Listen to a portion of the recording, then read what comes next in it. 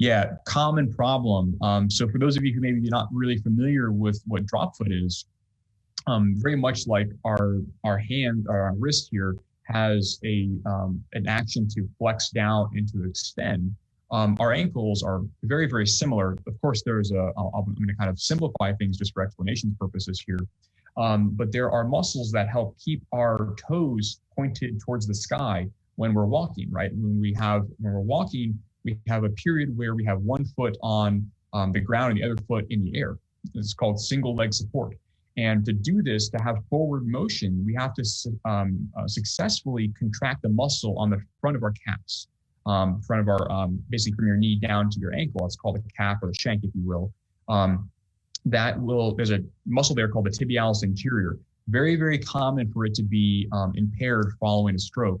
And that means that you have trouble actually lifting your toes to the sky. And the consequence of this is when you're trying to walk, your toes will just drop.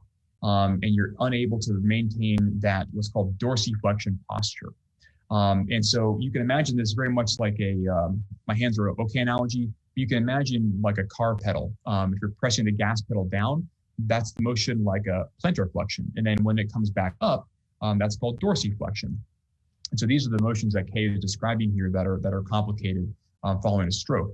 And when we designed the foot mentor here, you can see it behind me.